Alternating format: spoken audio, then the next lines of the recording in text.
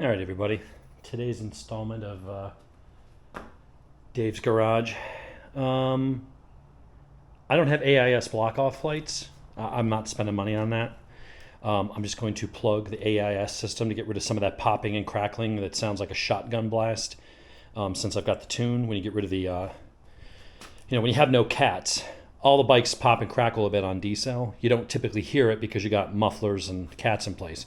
When you get a wide open system without a cat and a minimal muffler, and especially when you turn off the fuel cut eliminator, that on-off throttle when you're coasting, like you're at higher RPMs and you kind of slam down through the gears and using engine braking, if you crack the throttle even a little bit, it lets a little bit of fuel in and you get some popping and crackling. Part of that is because the air injection system. There is air being introduced from the airbox into the exhaust manifold through a solenoid and a couple hoses to add fresh air into the exhaust to let any unburned hydrocarbons maybe ignite in the exhaust and make the emissions look cleaner than they are. So a lot of people go and get the block-off plates. I don't. I just go and get, which I bought years ago, and I go buy a bag of marbles for like $1 from the dollar store. And I use these to block the system. Now, how do you do that? Well, first you got to get the tank off. Pardon my shaking the camera. I got to get the little tripod thing out here. So you have to go and you have to take the tank off. There's another video. Well, I wasn't going to video it again. There's plenty of videos out, including on my channel, how to get the tank off. Go look for the one where I went to change the air filter, only to get it all apart and realize that the filter I bought was the wrong one. Anyway, there's two hoses. I've only disconnected this just temporarily so I can move this a little bit more. So take the other video that gets you into the air filter, and then you have to take off a 10mm bolt and then loosen all the screws that go on through the velocity stacks, 2 on the bottom, and then there's a hole cut to get to that one right there and one up in there. That'll let you move this a little bit. Here's what you got to do. See this hose right here? This hose is going back on when we're done. This is the crankcase breather hose. Never, ever, ever, ever, ever, ever, ever block this hose. If you get positive pressure in the crankcase, which you will, it needs to vent into here. Or to the air if you really want it, but then you might get oil here over time. Just have it vent into the airbox like normal. Do not do anything with that one. If you plug that up, and it builds up pressure in the crankcase, it's going to start blowing out through other areas, gaskets, things like that. You're going to have oil leaks. So I want to be very clear. On this bike, this one's only disconnected just to give me a little bit of more wiggle room here. This is going back in. This is the one we want. That's the air injection system. There's two ways to do this. You could put a vacuum cap right here, and that will just effectively block. Now, if you want to take the whole thing apart and get down there and remove stuff and spend $40 on plates, go ahead and do that. I'm doing it the quicker way, the cheaper way, which is you just need to block it. Now, if I was able to stand there all the time, I could just block that with my finger, and it wouldn't be able to suck that extra air, which gets into the exhaust, which is what ignites and gives any unburnt fuel the ability to go boom and pop and crackle and all that. There's always going to be a little bit of it, but it's a little bit, to my mind, it's excessive right now. So here's what we're going to do. We are going to lift this up enough to pull that hose out and just disconnect it from this end with a pair of long needle nose pliers.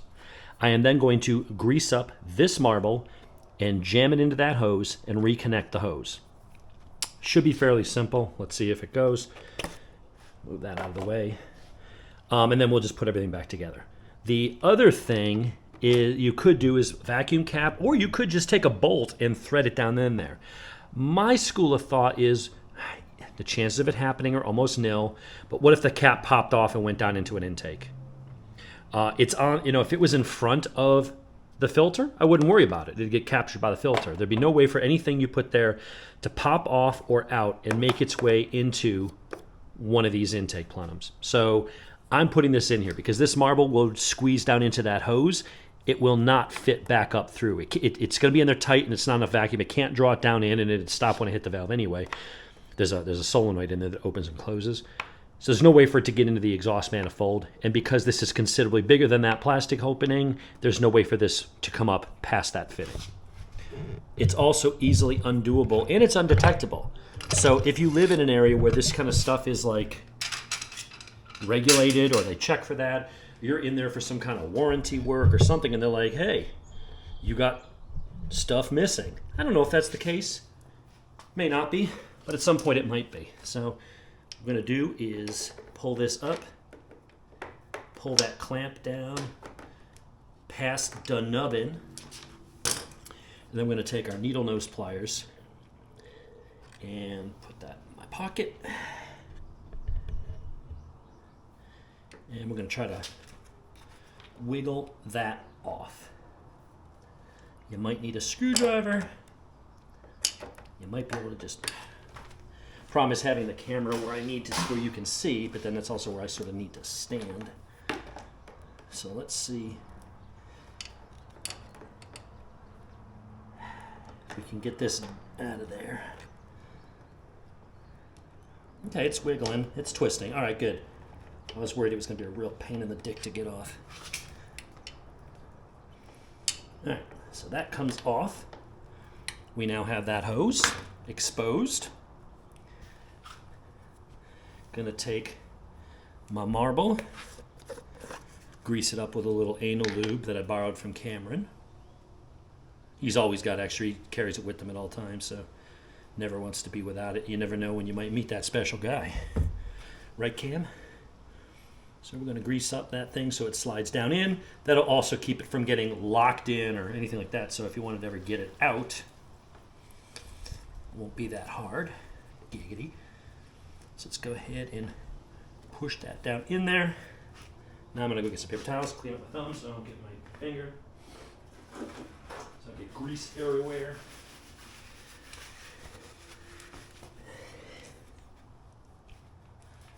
Okay, let's pull this back up. Now, what we probably should have done, was taken this hose clamp off first. So let's see if I can get it out with the marble. Nope. All right, so we're going to pop that marble out. Boink! Pops out just like an anal bead. Let's take that clamp off. Now let's push that down in. And then we're going to put the hose clamp above it. Then we're going to push it back on. That's all we got to do. So, again, get the grease off my fingers. Put this clamp back on. Use the pliers to just push that down a little bit, although pushing it onto the back onto the box here is going to pop it up anyway.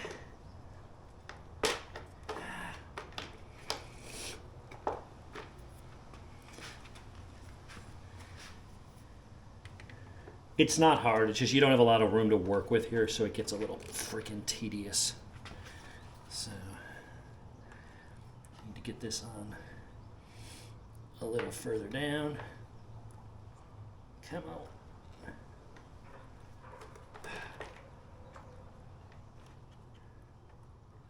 All right, now, let's see about getting that hose back up on there.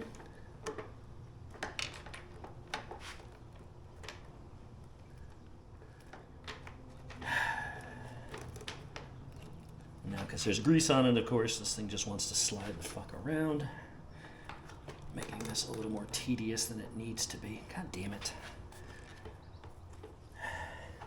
Problem is, this is not a hard task. It's very awkward, especially when I'm trying to stand off to the side, out of the way, so that the camera can physically capture what all it is I'm doing. I think. Get that in there. Come on.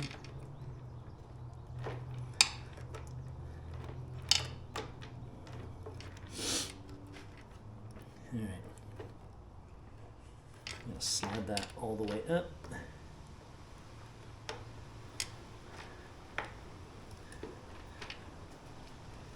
God damn it. It's almost there. It's almost there.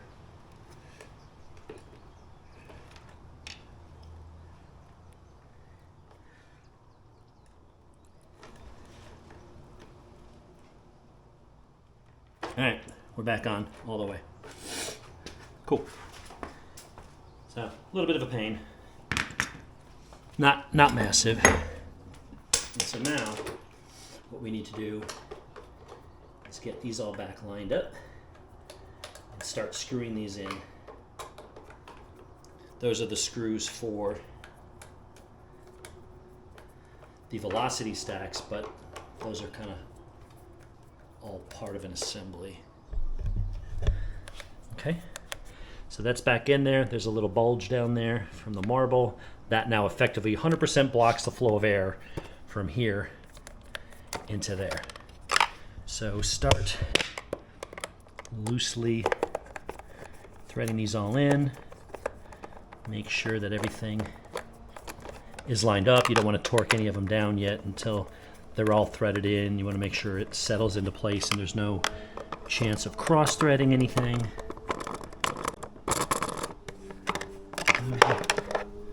Let's do this one. All right, tighten it. Tighten it. Tighten. Tighten. 6 bolts in all. All right, so that's good. Filter back in, and then what was that thing I needed to remember? Hooking up the crankcase breather vent line. And that one's a pain in the ass because that's on there and I need both hands for that. I gotta pinch that with a pair of pliers and slide it on up. So once that's on, then I can put the lid back on, then I can put the tank on, and then we'll take it for a ride later. There should be less popping and crackling. So that's how you gotta get to it. Some people will vacuum cap it, some people will put just a long bolt, thread it down in.